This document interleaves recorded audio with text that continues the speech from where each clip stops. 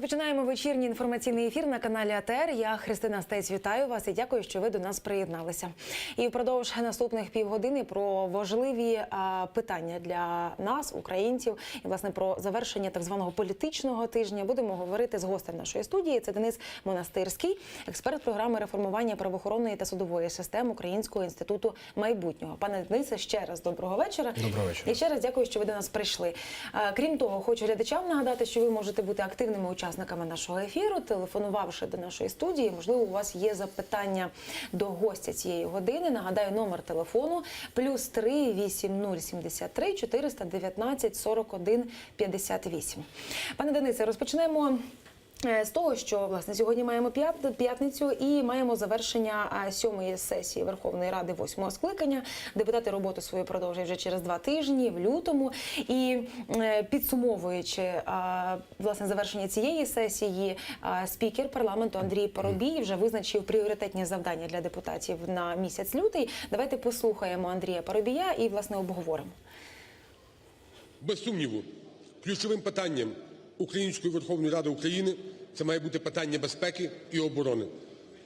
Вчора на Раді національної безпеки і оборони ми затвердили законопроект про національну безпеку України. Масштабний системний законопроект, який важливий і для організації системи безпеки в Україні, але надзвичайно важливий для інтеграції України в НАТО.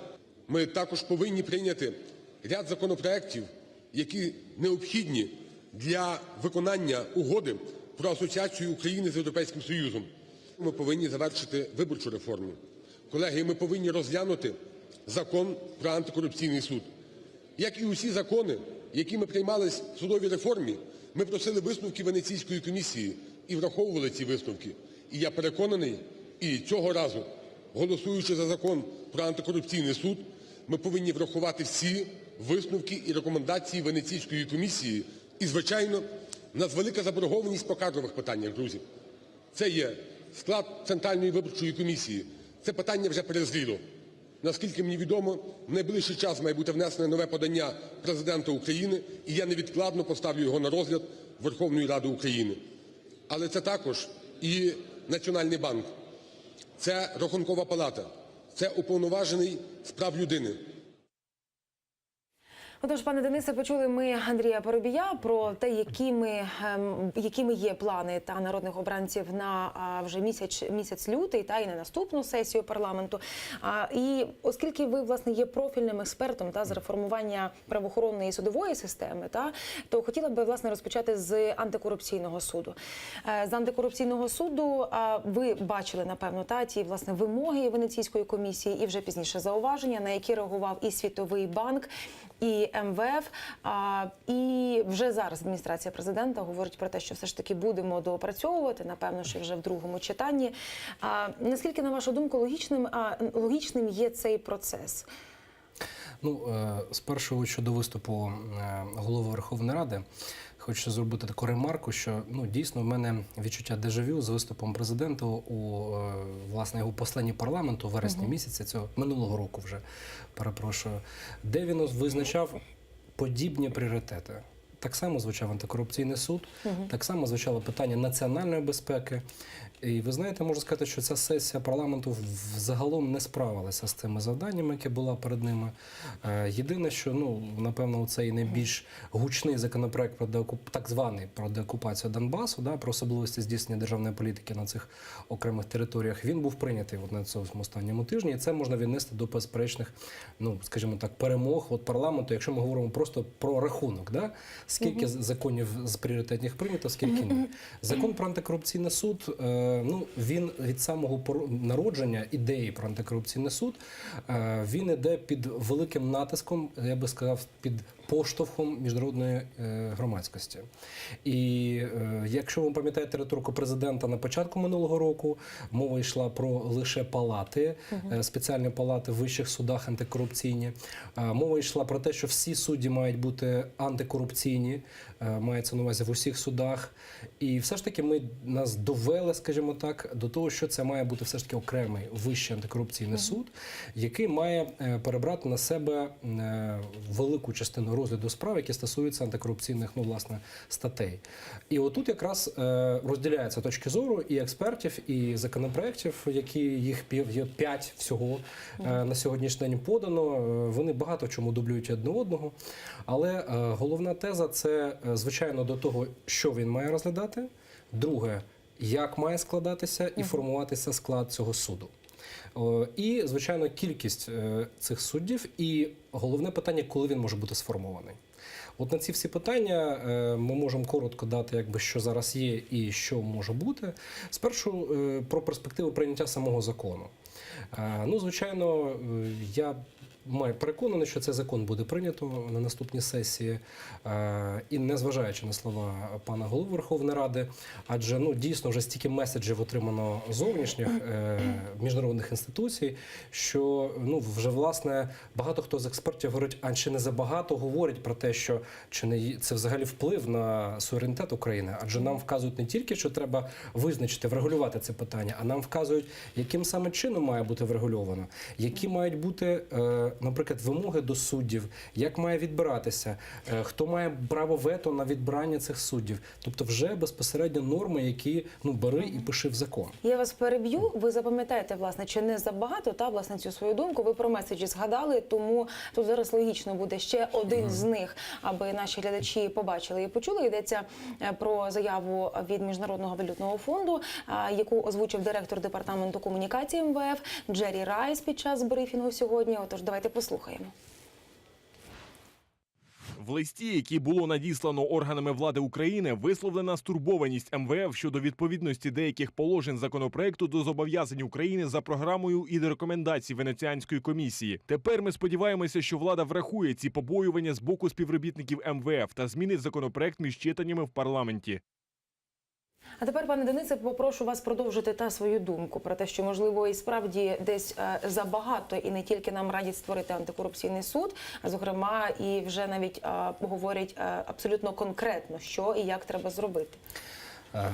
По-перше, мова йде про те, що у висновках, які були надані МВФ, порадах таких нагальних, відповідно до зобов'язань України, визначено, що має бути думка міжнародних експертів в формуванні суду має бути вирішальною, вирішальне значення. Так зване мова йде про право вето. І отут розділяються, наприклад, точки зору. Одна точка зору, що вона має бути остаточною, тобто якщо певна громадська рада, наприклад, громадська рада доброчесності, яка працювала при відібранні суддів Верховного суду, висловлює своє вето, то така кандидатура не має проходити в антикорупційний суд. Це одна позиція. І друга позиція, що право вето може бути подолане, як вето президента України нарешті на закон, як і будь-яке взагалі інше поняття вето, 11-16 голосів Вищої кваліфікаційної комісії суддів. І оці дві позиції, вони є, як на мене, то, звичайно, право вето передбачає, що воно може бути подолане, тобто це є нормальна процедура, і в жодному разі ми не маємо передавати на громадські структури абсолютно державну функцію. Це моя позиція, тому що інакше ми будемо мати проблеми, в тому числі і корупційного характеру, від яких, власне, хочемо убезпечити, створюючи антикорупційний суд. Тепер, говорячи взагалі про, скажімо, філософію антикорупційного суду, він має перебрати на себе ті справи, провадження і розглядати ті провадження, які веде Національне антикорупційне бюро України. І тут, знову ж таки, два погляди. Один погляд говорить про те, що це має бути дуже вузька категорія справ, наприклад, ті, що перевищують 500 тисяч гривень, 500 неоподаткованих мінімум доходів громадян, а друга категорія кажуть, що вони мають розглядати всі справи, які стосуються корупції в державі. Щоб ми розуміли, наприклад, Генеральна прокуратура – це там тисячі справ, які передаються щороку в суди. Поліція так само може здійснювати провадження, такі СБУ, і до них скоро вже в цьому році додасться Державне бюро розслідувань, яке також буде розслідувати ці справи. І тут два питання. Одна позиція, що цей суд буде виключно мати, грубо кажучи, 30-40 проваджень топових, з великою кількістю, власне, там коштів, які там передавалися, або топ-корупціонерами категорії А, або він буде розглядати всі справи, і тоді є вирогідність, що він, власне, застрягне в цій кількості справ. В цих двох позиціях, звичайно, треба, мені здається, шукати середину, тому що він не може розглядати там 10-20 справ взагалі і для цього існувати, утримуватись українським народом. З іншого боку, ми розуміємо, що кількість справ всього, які мають корупційну складову і відношення, власне, до корупційних статей, їх є сотні і тисячі. І, звичайно, передавши їх одразу на цей суд, ми розуміємо, що цей суд ніколи не справиться ні з дрібними справами, ні з справами більш важливими. Але тепер, переходячи все ж таки до висновку, для чого нам цей корупційний суд, антикорупційний суд? Чи вирішить він питання з корупцією, з топ-корупцією, на який він, власне, заточений, скажімо так, простою мовою? З моєї точки зору, на жаль, ні. По-перше, коли він буде сформований? Це одне і велике питання. Представник президента у парламенті Ірина Луценко сьогодні на своїй сторінці у Фейсбук спрогнозувала, очевидно, це не тільки її думка, а певна якась консолідована думка, позиція, можливо, фракції БПП, про те, що йдеться плюс-мінус півроку. Власне, ця думка була озвучена ще восени минулого року, і також про проект цього закону. Але ми не знаємо ні кількості власне суддів, які будуть в цьому суді. Процес відбору, давайте згадаємо, Верховний суд, конкурс тривав близько року. Конкурс останній Державне бюро розслідувань, коли ми обирали голову, тривав 1,5 року. І це обирали керівництво. Тобто, фактично, я прогнозую, що це не буде швидкий процес. Імплементація закону і втілення цього, власне, народження цього органу, я думаю, що воно може зайняти близько року від моменту його прийняття. Тому, звичайно, ми не можемо говорити про флеш-версію. А що в нас буде за рік? За рік в нас буде 19-й рік, рік виборів. І, звичайно, ми розуміємо, що тут також може ця ініціатива, дещо, скажімо так, інтерес до цієї теми може десь зникнути.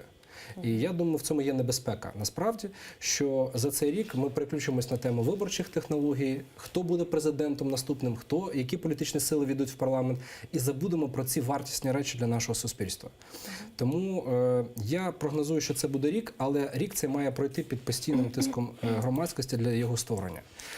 Але ми маємо з вами розуміти, що антикорупційний суд не є панацеєю. Адже фактично свого часу нам продавали, нашому суспільству продавали як панацею НАБУ. Казали, ми створимо НАБУ, заберемо частину повноважень у корумпованих СБУ і прокуратури, і поліції, і в нас підуть гучні справи, які будуть доведені, і топ-корупціонери сядуть в в'язниці. Наразі ми маємо що? Наразі ми маємо дуже небагато реалізованих, власне, проваджень, я маю на увазі вироків. Вони багато проваджень, але вони фактично, ми бачимо, як людей затримують і потім відпускають. І ці провадження, так би мовити, в'язнуть в судах. Але чому вони в'язнуть? Одна з причин, про яку говорять деякі експерти, це те, що в нас продажні суди. Я думаю, що ми можемо говорити про те, що такий фактор є. Але чи є він повсюдним? Тільки експерти. Чи є він повсюдним для того, щоб... І чому ми можемо говорити про те, що, можливо, і матеріали, які подаються в суду, не є настільки якісними для того, щоб доводити їх до суду. Адже коли мова йде про, скажімо так, мільярдні збитки для держави, докази мають бути також абсолютно беззастережні. Тут я насправді почула, і от ви про ДБР згадали, Державне бюро розслідувань. Мені цікаво, от в цьому ланцюжку, коли ми говоримо, це НАЗК, НАБУ, тепер ми говоримо про ДБР. Великі сподівання покладали безпосередньо на створення Національного антикорупційного бюро України. Тепер ми говоримо про Державне бюро розслідувань. Коли з'явиться безпосередньо і цей орган запрацює, що зміниться? Взагалі, в своєму прогнозі на 18-й рік я назвав цей рік ДБР якраз створення, тому що фактично, попри все, Генеральна прокуратура, як і орган, який 20 з гаком років тримав повноваження слідства на собі, він залишиться без цього надважливого важеля впливу на суспільство. І ці повноваження прийдуть до Державного бюро розслідувань. І це насправді найбільша зміна, яка відбудеться, за яку боролися дуже багато років. Цей процес не є простим. Я маю на увазі формування нового органу. Я переконаний, що ми будемо чути багато різних інсинуацій, можливо, якихось проблем створення ДБР. Але те, що Генеральна прокуратура позбавиться цих функцій, це є найбільш важливою тезою, яка от фактично ми можемо говорити в цьому році. Плюс, я думаю, що я вже багато спеціалістів спілкувався, вони готуються, багато хто переходити в цей новий орган. Тому що вони бачать в ньому надію. Надію на нові розслідування, надію на новий, власне, образ державного органу, який бореться як з корупцією, тому що там є і також ця складова, так і з злочинами правоохоронців. Адже одна з основних повноважень ДБР – це якраз боротьба зі злочинами, власне, розслідування злочинів, які вчиняють правоохоронці. А це ми знаємо сотні тисяч злочинів, зокрема під час мирних виступів. І особливо в контексті 2019 року, знову ж таки, року виборів, це, я думаю, стане, власне, лакмусовим папірцем для всієї правоохоронної системи. Наскільки якісно ми зможемо розслідувати злочини, які вчинятимуть правоохоронці. Це, знову ж таки, залежить від тих людей, які працюватимуть у Державному бюро розслідувань. І уваги громадськості до цих питань. Адже, звичайно, ми знаємо ефект 3 днів. Коли до якоїсь справи привертається увага, рівно 3 доби триває інтерес до цієї теми, до цього кейсу, до цієї справи. Після цього зазвичай спадає інтерес, і ми можемо казати, що тільки деякі справи, наприклад, як справа вбивства адвоката Ноздровської, триває більше через те, що є пул громадськості, який тримає інтерес в цьому полі. А всі інші справи, якщо ви звернете увагу, не більше тижня вони обговорюються. І це є також одна з проблем, яка не стимулює отримування швидких і ефективних результатів розслідування. Ви говорите про те, що ви знаєте людей, які збираються йти працювати у Державне бюро розслідувань. І, власне, запитання з 2 частин складається. Перше, наскільки ви володієте тією інформацією, наскільки можна сподіватися, що безпосередньо в цьому органі працюватимуть ті люди, які зможуть, як ми кажемо в народі, змінити систему. Це перше. І хотіла би провести паралель з національним, з НАБУ. Там теж працюють люди, які теж відбиралися за конкурсом, яких навчали, які проходили перекваліфікації і так далі, і так далі. І це теж мали би бути люди, які мали би змінити систему. Але зараз все далі і все частіше звучить, власне, або, це просто є або вкиданням в інформаційний простір про непрофесійність, або, скажімо, ще недосвідченість і так далі, і так далі. От 2 частинки таких, так? Перше, чи зможуть прийти нові люди в Державне бюро розслідувань? Абсолютно зможуть, тому що закон про Державне бюро розслідувань встановлює квоти, що діючи на даний момент працівники, слідчі, оперативники, їх може бути менше має бути половини від всього складу Державного бюро розслідувань. А це означає, що інше – це якраз скажімо так, нова кров, але професійні, звичайно, люди, адвокати, які займаються саме кримінальними справами, які, я думаю, що мають прийти і зайняти місце в Державному бюро розслідувань. Тепер щодо, власне, того, хто може прийти в Державне бюро розслідувань. Звичайно, на керівні посади я, як член конкурсної комісії по відбиранню, власне, керівництва ДБР, в тому числі, не прийдуть, я думаю, люди, які не мають досвід роботи на державній службі. Чому? Тому що фактично створювати з нуля цю систему потрібно розуміти, як вона працює. Але чи готові будуть ці люди працювати за новими стандартами? Це буде питання. Звичайно, ми мали багато позитивних кейсів, і ви згадали НАБУ. НАБУ я би назвав і позитивним, і одночасно негативним кейсом. Чому? Тому що, наприклад, в НАБУ вперше запрацювали об'єднання функцій слідчого оперативника, і їх називають детективами. Тобто в одній особі людина, яка і розслідує злочин, і здійснює, власне, безпосередньо бігає ногами і дивиться, яким чином, де здобувати докази, що роблять зазвичай оперативники. І я вважаю, що цей експеримент вдався загалом. Тобто, переважно така форма роботи є ефективною. І Національна поліція в цьому році проводить експеримент вже в 7 областях України, де також будуть об'єднані функції слідчого і оперативника. І я прогнозую, що, можливо, цього року, у 2018 році, ця практика навіть буде поширена на більшість областей України. Але починалася вона, нагадаю, з НАБУ.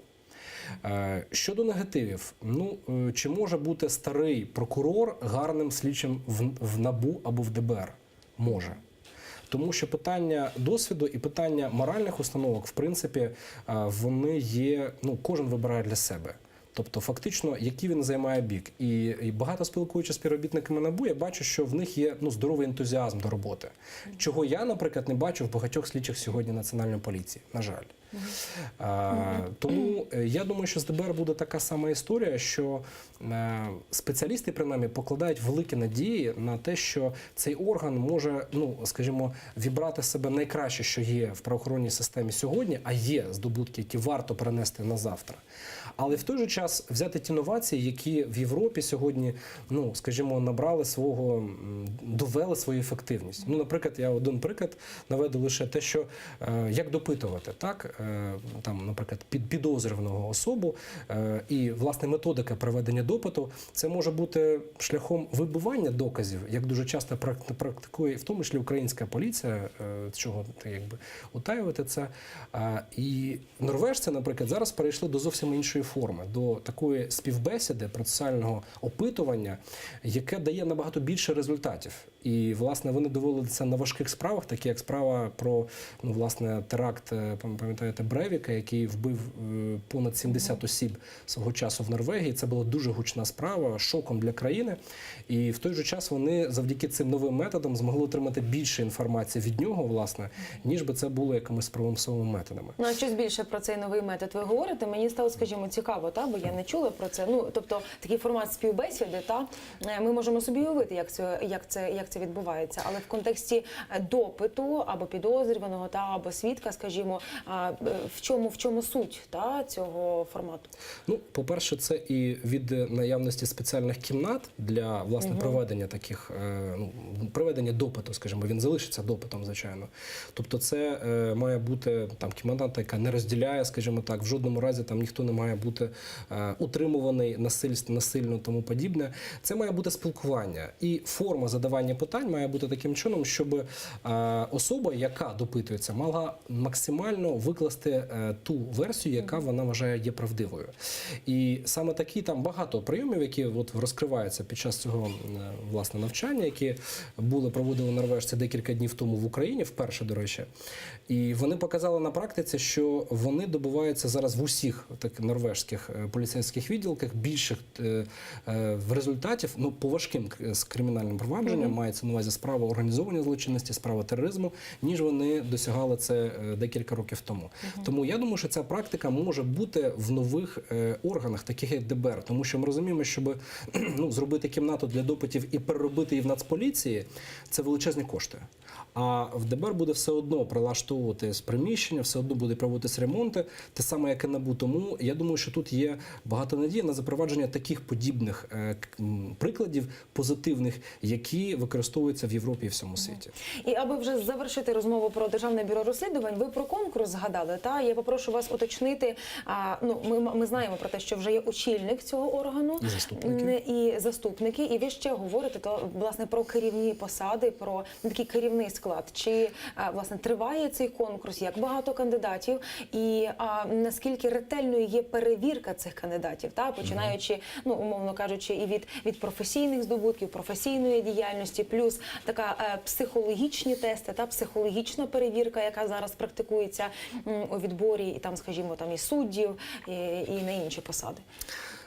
Ну, власне, сьогодні я можу сказати вперше про ті речі, які зараз от виношує конкурсна комісія, адже конкурс ще не оголошений, але буде оголошений, можливо, через тиждень, через два. На Державне бюро розслідувань, значить, буде створені дві конкурсні комісії. Ну, власне, одна вже існує, конкурсна комісія, яка складається з представників президента, Верховної Ради і Кабінету міністрів. Так звана велика конкурсна комісія або зовнішня. І буде внутрішня конкурсна комісія, створена директором ДБР в складі 5 осіб, яка буде обирати всіх рядових співробітників і, так мовити, керівництва середньої ланки в Державне бюро розслідувань. Завдання для зовнішньої комісії – це порядка на сьогоднішній день 100 осіб, 100 посад, яка вона має заповнити. На сьогодні директор Державного бюро розслідувань звернувся з проханням обрати 26 осіб. Серед них є директори територіальних управлінь України, це є Державне бюро розслідувань, є 7 таких управлінь по Україні. І 19 відповідно керівників центрального апарату. Ми передбачаємо, що буде великий конкурс на ці посади, тому що, ну, по-перше, це є новий орган, достойна оплата праці. Ну, наприклад, керівник управління, слідчий, точніше, от просто рядового зв'язку, просто він буде отримати близько $1000 оплати. Якщо ми говоримо про керівний склад, це близько $2000. Якщо ми можемо порівняти, ну, тільки керівництво поліції сьогодні подібне має заробітні плати. Це дуже достойна оплата, як для державної служби. І я думаю, що багато співробітників, фахівців з СБУ, з поліції будуть претендувати на заняття цих посад. Тепер щодо етапів проходження конкурсу. Ці етапи будуть визначені в регламенті конкурсних комісій і відповідному порядку внутрішньої комісії. Вони ще не затверджені. Однозначно можу сказати, що це буде точно тест на знання законодавства, і однозначно це буде передбачено законом тестування на поліграфії. Оці два етапи, вони є однозначно передбаченими. Що буде між цими етапами додаткових, я поки що не можу сказати, тому що це буде рішення комісії. І тому ми зможемо повернути до цього питання за тиждень-два, коли, власне, буде оголошений цей конкурс. І тоді це буде абсолютно нова, скажімо, тема для обговорення, жвава, наскільки вона швидко зможе комісія спрогнозувати. За моїми прогнозами, якщо ми зможемо оголосити конкурс за тиждень-два, то до травня ми зможемо обрати, власне, керівників, які мають очолити напрямки в Державному бюро розслідувань. А, власне, сам директор ставить собі за мету, щоб ДБР запрацювали не пізніше 1 вересня 2018 року. Ну і це є, ну, мені здається, така амбітна дата, яка може, ну, власне, може бути виконана, і тоді ДБР дійсно запрацює. Тобто амбітна і, ну, плюс-мінус реальна. Плюс-мінус реально, абсолютно.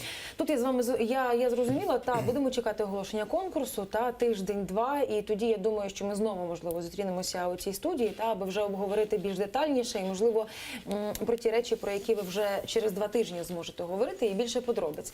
Якщо продовжувати тему судів, я не можу не згадати судове засідання, яке відбувалося знову ж таки на цьому тижні. Йдеться судове засідання у справі президента-втікача, екс-президента втікача Віктора Януковича про державну зраду.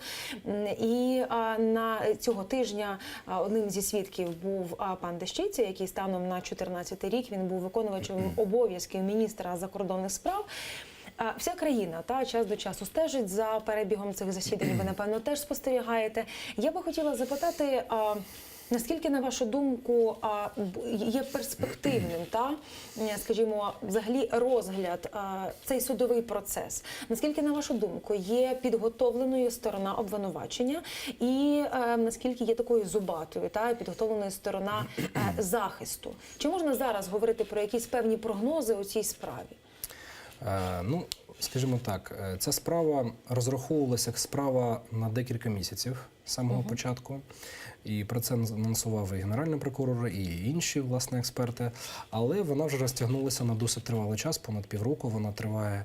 Ми з вами спостерігали заміну вже декілька державних адвокатів, які надавали за рахунок держави Януковичу після того, як, ну, власне, був демарш нанятих адвокатів Януковича. І ми бачили зміну одного, другого, третього адвоката через те, що вони, ну, власне, розписували своєму недостатній кваліфікації для того, щоб продовжити цю справу. І я б розділив цю справу, результати цієї справи на 2 частини. Перше, це чи буде вирок суду українського, це перша частина. А друга, які перспективи оскарження цього рішення, вироку суду в міжнародних інституціях. Це друге. І от я би сказав, що обвинувачення, вся українська, скажімо так, правоохоронна система сьогодні працює на пункт номер 1 – отримання вироку суду українського. Це абсолютно правильна теза, тому що, звичайно, ну, суспільство сьогодні вже багато років вимагає якихось конкретних вироків по тих людях, які мали причетність до розкрадання величезних коштів, до розстрілу Майдану і тому подібне. Тому, я думаю, я очікую, цей вирок відбудеться. Це справа честі Генерального прокурора і не тільки. Це, власне, запорука і самого президента, який неодноразово про це згадував. Тому я думаю, що в цьому році ми почуємо вирок суду по цій справі. Тепер друге питання. Сторона захисту, яка працює на боці, власне, обвинуваченого, підсудного сьогодні, вона працює на пункт номер 2 – оскарження в міжнародних інституціях. І, власне, всі ці демарші, всі ці відмови, повернення в процес, вони мають дві мети. Перша – це політична мета, оскільки з самого початку вони намагалися, щоб це була майданчик, суд став майданчиком для політичних промов пана Януковича. Цього вдалося уникнути. А друге – це, власне, створення максимальних зачіпок для оскарження, це 100% буде оскарження, в Європейському суді з прав людини. І от я думаю, отут наша позиція, звичайно, не є настільки переконливою, тому що я думаю, що вже на сьогоднішній день багато питань і по відстороненню, власне, тих захисників, які були і захищали Януковича цей час, тому що, ну, власне, ця справа, можна сказати, без перебільшення, безпрецедентна. Тому що такої складності справи, наприклад, я наведу в чому, наприклад, складність цієї справи, що захисник не міг спілкуватися з підзахисним. Це унікальна ситуація. І про це говорили адвокати, що ми не можемо будувати правову позицію, не спілкуючись з підзахисним. Ми не маємо можливості. Навіть один з них, пам'ятаєте, він їздив в Москву, але так і не зміг зустрітися в Росію. Він їздив, але так і не зміг зустрітися з паном Януковичем. Тому з в цьому є це питання, чи він не зміг, чи він сказав, чи він насправді не зміг. Я думаю, це позиція уникати, звичайно, будь-яких контактів, тому що вони розуміють, що будь-які контакти, вони призводять певні юридичні наслідки. І тут вони працюють як в політичній сфері, так і в юридичній сфері. От таке резюме коротке щодо справи Януковича, яка розглядається. А більше, на вашу думку, в якій сфері? В політичній чи в юридичній? Бо насправді, знаєте, коли я чула і допити деяких свідків, зокрема, і українських політиків, то лунали деякі свідчення, вони безпосередньо вже перетворювалися на політичні промови. І, знову ж таки, багато є політиків у цьому судовому процесі і багато є спекуляцій, бо, знаєте, з іншого боку, 4 роки пройшло, і коли зараз сторона захисту, чи навпаки, скажімо, сторона звинувачення вимагає або просить у свідка згадати якісь певні дати, скажімо, 26 число чи 25, це була 15 година, чи це була 18 година. Як мінімум, це виглядає дивно. На жаль, тут не можна від'єднати юридичну складову від політичної. Тому що однозначно для всього суспільства це має велике значення. Справедливе, законне вирішення цієї справи. Навіть скажу більше, що з точки зору, чому це політичне забарвлення, багато людей очікують просто вироку. Просто вироку. І оце велика небезпека і спокуса для державного органу, для суду. Так би мовити, сказати, що він винен. І це, до речі, була одна з негативних тез, коли в своєму відеозверненні Генеральний прокурор, коли розпочалася ця справа, і вона була розміщена, це звернення на сайті Генеральної прокуратури, розмістив невеличкий ролик, де сказав, що справа буде швидкою, і вирок буде справедливим, і він буде покараний.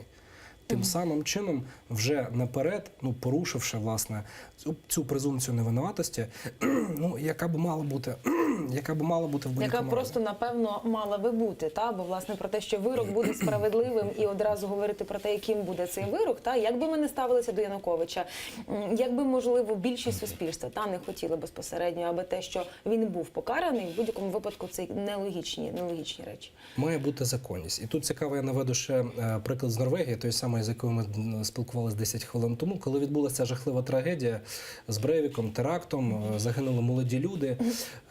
Прем'єр-міністр Норвегії сказав приблизно наступне. Попри те, що це жахливий злочин щодо всієї нації, ми маємо залишатись і дотримуватись тих цінностей демократії, які у нас є. І все має відбутися відповідно до закону.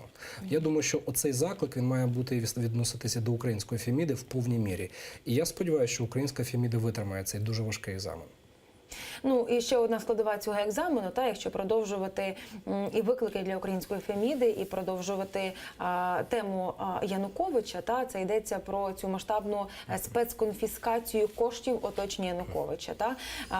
Цього тижня генеральний прокурор він виступав чи то звітував на комітеті з питань національної безпеки та оборони. Він власне звітував про вже власне конфісковані гроші, повернуті гроші, анонсував ще 3 мільярди найближчим часом. Так, і сказав про те, що знову ж таки заанонсував мало не сенсаційну дуже таку цікаву новину в контексті заарештованих у Швейцарії оцих півтонни золота оточення Януковича. В контексті цієї справи, ви знову ж таки за цим стежите, я впевнена. Багато хто з експертів і багато хто з опонентів, зокрема Генерального прокурора, говорить про те, що Янукович, якщо захоче, він через міжнародні судові інстанції, він ці гроші знову поверне. Генеральний прокурор заперечує і каже, що власне в цих рішеннях комар носа не підточить. Насправді це неможливо зробити. Ваша думка яка? Насправді, давайте нагадаємось дещо таку передісторію. Це, власне, одне з найбільших досягнень, яке назвав Генеральний прокурор 2017 року. Насправді, це більша частина грошей, які повернула Генеральна прокуратура за свою діяльність за 2017 рік, $1,5 мільярда, нагадаємо. Але рішення цього суду, воно було засекречено. І, власне, його немає в єдиному реєстрі судових рішень. Рішення Краматорського суду, ви говорите. Так. Його немає в єдиному реєстрі судових рішень. Потім воно було вилучено військовою прокуратурою взагалі, і в зв'язку з іншими рішеннями. І от, власне, на багаточисельні запити громадськості, а чому воно має таке секретне значення, таємне значення, адже це питання в державної ваги, сума така, яка повертається.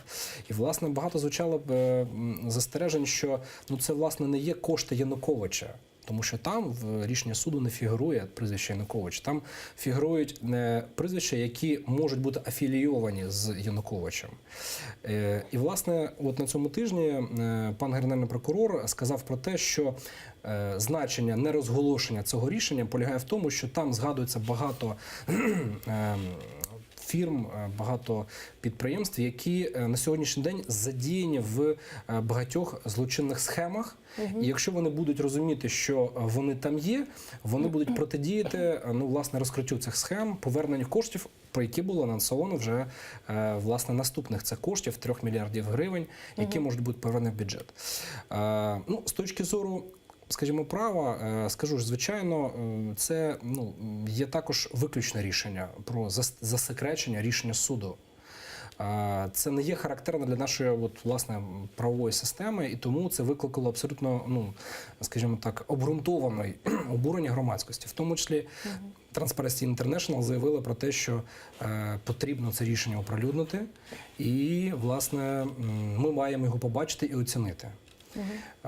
Про перспективи міжнародного оскарження рішення можу сказати, що вони є рівно такими, як і можливості для оскарження в Європейському суді з прав людини можливому вироку щодо справи, яку ми щойно обговорювали, вироку щодо державної зради. Тому що насправді це також, скажімо, дві складові одного великого питання, наскільки бездоганними з юридичної точки зору є рішення. І з моєї точки зору, я знову ж таки не глибоко оцінював саме це рішення, тому що те, що виклало, наприклад, я не впевнений, що воно відповідає тому рішенню, яке є насправді. Я думаю, що, можливо, не все настільки бездоганно. І ми це зможемо почути, можливо, лише тільки з вуст наступного Генерального прокурора. Ви кажете про наступного Генерального прокурора. Ми маємо трохи більше хвилини, зовсім коротко. Ви так закінчили свою думку, що в мене виникає це питання. Багато в кого і дуже багато хто критикують Юрія Луценка. Говорить про те, що насправді він не є Генеральним прокурором. Він є хорошим спікером, він є політиком, але Генеральний прокурор з нього нікудишній. Ваша думка яка? Ви знаєте, я можу сказати, що Луценко – чудовий політик, талановитий політик, який залишився політиком на посаді Генерального прокурора. Це факт. Чи є він, чи буде він достойним генеральним прокурором, який залишиться, ну, власне, от в історії прокуратури? Безперечно, залишиться. Тому що я можу твердити, що протягом цих років він, ну, скажімо, укріпив питання генерального прокурора. Варто згадати лише одне питання, що він перешкодив скороченню прокуратури з 15 тисяч до 10, яке мало бути відбути з 1.01.2018 року. Тому я думаю, що в нас немає ідеальних генеральних прокурорів в Україні. Немає осіб, які стануть ідеальними генеральними прокурорами. І ми маємо працювати з тими людьми, які приходять. Але попри те, по кожній конкретній справі, які ми піднімаємо, ми маємо отримувати відповідь від тих очільників, які ведуть ці питання. Зокрема, пан Юрій Луценко. Я вас почула. Спасибі вам, пане Денисе, що ви прийшли. Спасибі за ґрунтовну розмову, за те, що багато чого роз'яснили. Дякую вам. Денис Монастирський, експерт програми реформування правоохоронної та судової системи України Українського інституту майбутнього, був гостем нашої студії. Я дякую, що ви теж були разом з нами під час цієї розмови, і залишайтеся за ТР.